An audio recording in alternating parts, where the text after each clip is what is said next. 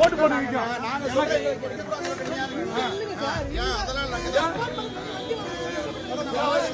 ஓட்டே மறைக்க போனாங்க.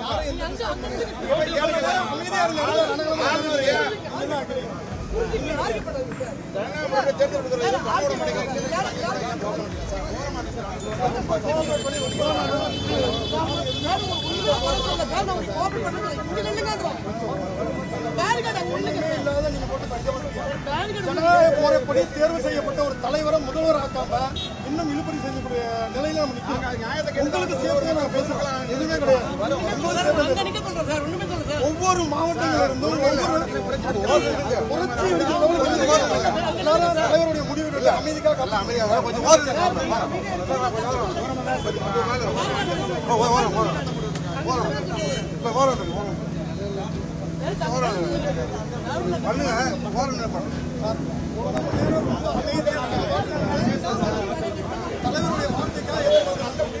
உங்களுக்கு தெரியும். தமிழ்நாடு முழுவதும் 1.25 லட்சம் கோடி ஓட்டு வாங்கின தலைவரை ஜனநாயக முறைப்படி தேர்ந்தெடுக்காம நடக்கிறாங்க.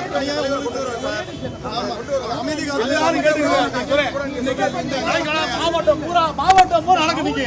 மாவட்டம் பூரா நடக்க அமைதியா நிற்கிறோம்.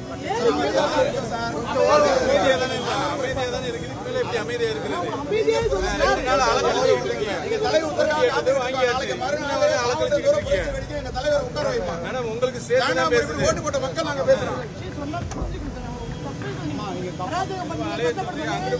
நாய் மாதிரி சொல்றீங்க.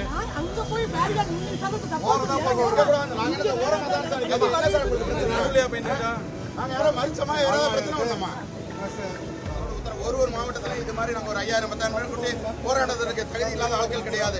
மக்களுடைய செல்வாக்கெல்லாம் நாங்கள் ஜெயிச்சந்திர பேர் வந்திருக்கோம். அதுக்கான ஜனநாயக முறைப்படி நாங்கள் சட்ட ரீதியாக போராடிக்கிட்டு இருக்கோம்.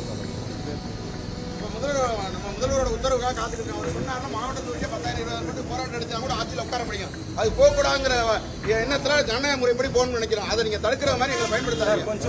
சார் இப்படி வந்துடுறேன் சார், இப்படி வாங்க சார். நாங்கள் ஏதாவது பேசலாமா? நீங்கள் வந்து தான் சார் பிரச்சனையை உருவாக்குறீங்க.